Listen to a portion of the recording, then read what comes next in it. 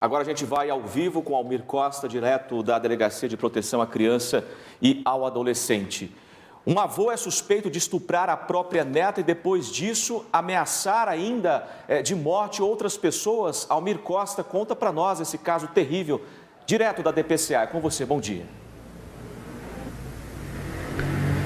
Bom dia, Lucílio. Bom dia aos nossos telespectadores. Pois é, os pais dessa criança é que procuraram aqui a DPCA, a Delegacia de Proteção à Criança de Goiânia, para denunciar esse idoso. Ele tem 72 anos, é o pai da mãe dessa criança de 10 anos e que, segundo as investigações até agora aqui da DPCA, ela era vítima de abusos sexuais desde os 8 anos de idade, ou seja, tem 2 anos, segundo o relato das testemunhas, que isso acontecia. Quem está investigando o caso é a delegada Gabriela Adas, com quem eu converso agora. Delegada, como é que esse idoso praticava esse crime, de que forma que ele abusava sexualmente dessa criança? Os elementos informativos produzidos no inquérito e a prova testemunhal também indica que ele praticava atos libidinosos diversos da conjunção carnal com essa menor, que é neta dele. De acordo com os relatos, ele introduzia não apenas o pênis, mas também os dedos na cavidade anal dessa criança e o que aconteceu, por várias oportunidades. Ele morava com essa criança, ele que cuidava dela, como é que era? Não, essa criança mora com os pais, mas vez ou outra ficava sob a tutela desse avô. E como a esposa dele, ela trabalha em regime de plantão, era comum que essa criança ficasse apenas com o avô e dormisse com ele, pernoitasse na casa dele. E era nesses momentos que ele praticava o crime. Como é que você chegou à conclusão de que ele fazia isso há 2 anos? Pois é, as provas testemunhais e os demais elementos informativos produzidos, eles indicam a ocorrência desse crime.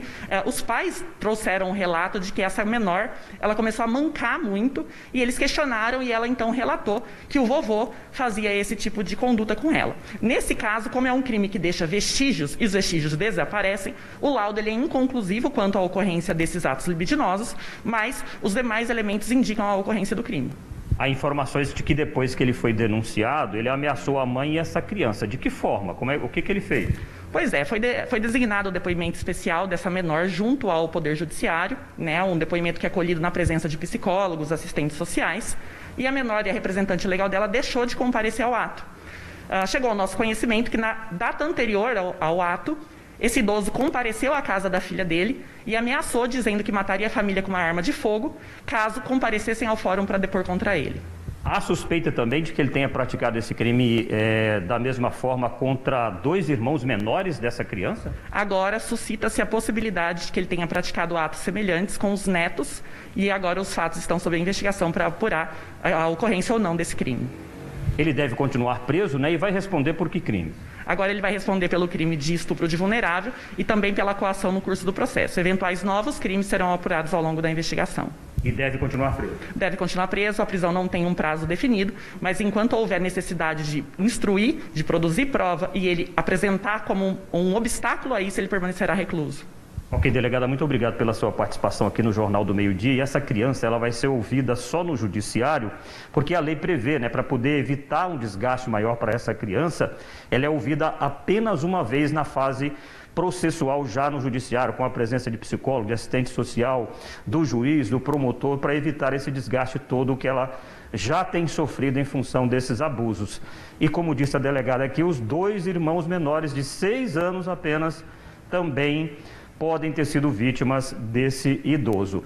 Nós não divulgamos nenhuma imagem, nem do idoso e nem da criança, justamente para poder preservar também essa criança, porque se divulgássemos a imagem do idoso, obviamente, quem a conhece faria essa ligação. Mas é um absurdo, o que a gente acaba de divulgar aqui, o que está sendo investigado pela polícia. Eu volto com vocês no estúdio. Obrigado pelas informações. Esse avô, esse idoso, é a prova concreta daquele triste ditado: os canalhas também, eles cometem crimes. E envelhecem. Olha, é uma situação, Luciana, tão revoltante, porque foi confiado a esse homem, a esse avô, a tutela de guardar a neta. E ele, de acordo com a polícia, a estuprou. Com certeza a investigação ela vai continuar e vai constatar outros estupros em relação à própria família. E aí a gente pede um trabalho de continuidade, para que, se caso for observado isso, outras vítimas possam aparecer. A polícia já deve estar trabalhando naquele círculo, né, familiar, de vizinhos, e se tiver alguma coisa, com certeza vai encontrar nesse momento, Luciana. Eu fico imaginando aqui, com um aperto no coração, qual a referência que essa criança tem e terá de amor, carinho e proteção. Em quem ela mais poderia confiar, que é um parente muito próximo, o avô, fez tudo isso, cometendo crimes já há mais tempo e com certeza os irmãos dela, também menores, de apenas 6 anos de idade, podem ter sido vítimas desse monstro. Na sua opinião, que tipo de pena merece uma pessoa dessa, que deveria dar proteção e, pelo contrário, saiu aí cometendo crime e, pior, ameaçando a mãe dessa criança, ameaçando de morte caso ela denunciasse esse estupro que já vinha acontecendo contra uma menina de apenas 10 anos de idade. Sabemos muito bem que os crimes domésticos aumentaram e muito, principalmente nessa pandemia. E é difícil, né, entender que o perigo está dentro de casa.